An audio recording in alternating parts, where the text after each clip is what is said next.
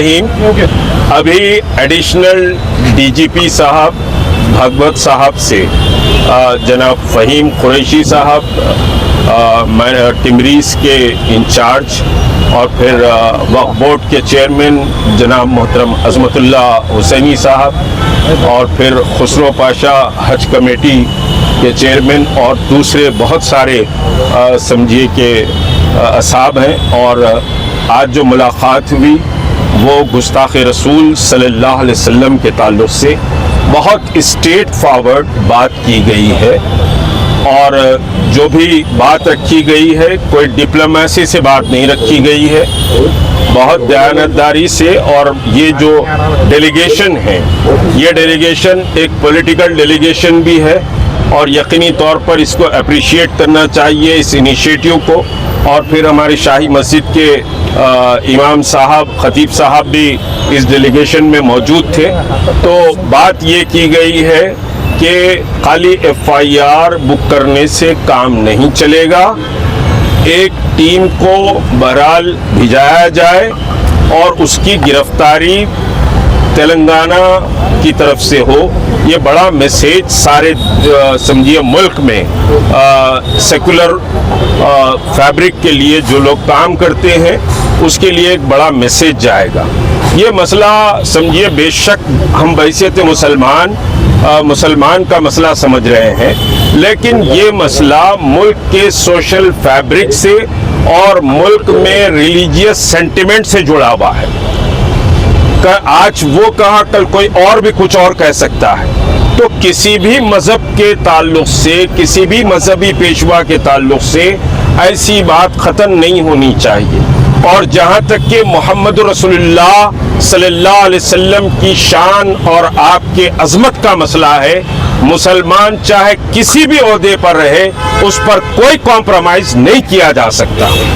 और उसी तड़प और दर्द के साथ आज समझिए कि एडिशनल डीजीपी साहब से मुलाकात हुई, बहुत समझिए कि क्लैरिटी के साथ सभी ने बात रखी। फ़हीम कुरैशी साहब ने, अज़मतुल्लाह हुसैनी साहब ने, खुसरो पाशा ने और दूसरे हमारे खतीब साहब जामा मस्जिद के सभी ने बात बहुत वाज़ेह तौर पर रखी है और बहुत अच्छे पैराए में उन्होंने बात को सुना भी है। और फिर उसके साथ फ़हीम कुरैशी साहब ने कहा कि ये स्टेट एक सेकुलर फैब्रिक का स्टेट है, सेकुलर यहाँ पर समझिए सेकुलरिज्म बहुत मजबूत है और कुछ लोग शरपसंदी करेंगे। दशहरे के मौके पर पुलिस को चौकस और चौकन्ना रहना चाहिए और कुछ डिस्ट्रिक्ट्स जो सेंसिटिव डिस्ट्रिक्ट्स हैं उसको भी समझिए निशानदेही की गई है और उसको भी उन्होंने माना है। और इंशाअल्लाह बहरहाल ये मसला तो ख़त्म नहीं हुआ है, लेकिन समझिए उसको सज़ा के लिए एक पहला स्टेप लिया गया है। मसला ख़त्म उस वक्त तक नहीं होगा जब तक कि वो जेल में समझिए कि सड़ते हुए पड़ा नहीं रहेगा इस मुल्क के दस्तूर के तहत। तो मसला तो बाकी है, लेकिन ये पहला स्टेप है, खुशाइंद स्टेप है। मैं मुबारकबाद देता हूँ फ़हीम कुरैशी साहब, अज़मतुल्लाह हुसैनी साहब और चेयरमैन्स को कि उन्होंने एक अच्छा इक़दाम किया है। अज़मतुल्लाह। बिस्मिल्लाहिर्रहमानिर्रहीम, अस्सलाम वालेकुम। आज कांग्रेस का एक डेलीगेशन जिसमें टिमरीज़ चेयरमैन फ़हीम भाई, वक्फ बोर्ड चेयरमैन असमत भाई, अजौर से हमारे खुसरो पाशा देवानी भाई और मुश्ताक अली साहब और चंद मजहबी मिली कौमी जज्बा रखने वाले लोग का आज एक पूरा डेलीगेशन एक दरखास्तनामा एडिशनल डीजीपी महेश भागवत को दिया। और ये एडिशनल डीजीपी के सामने हमने जो दरखास्तनामा दिया उसके में वाज़े तौर पर हमने लिख डाला कि यति आनंद सरस्वती को किसी भी तरीके से उत्तर प्रदेश से खदर कर तेलंगाना के सलाखों के पीछे भेजे। आप देखें कि यति आनंद सरस्वती गुस्ताख़ रसूल है, वो माजी में भी कई बार इस्लाम पे निशाना था, मुसलमानों पे निशाना था ना, और उसकी जुर्रत भी इतनी बढ़ गई कि वो हुजूर सल्लल्लाहु अलैहि वसल्लम के ऊपर निशाना तानता है।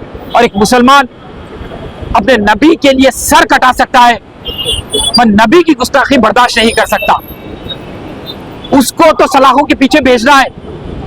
पूरे हिंदुस्तान का मुसलमान आज मुत्तहिद होके सड़कों पे एहतजाज कर रहा है और रियासत तेलंगाना में कई एफआईआर दर्ज हो गए। पर हमने एडिशनल डीजीपी साहब से एक मुतालिबा रखा और गुजारिश की कि एफआईआर तो दर्ज होते रहते, पर आप स्पेशल ऑपरेशन टीम को तैनात कीजिए, भेजिए उत्तर प्रदेश को, और वो मलून व जानवर को खदेड़ कर लेके आइए तेलंगाना को। तो यूपी सरकार उसका साथ दे रही है। ये बीजेपी, आरएसएस, संघ परिवार का पैदावार है।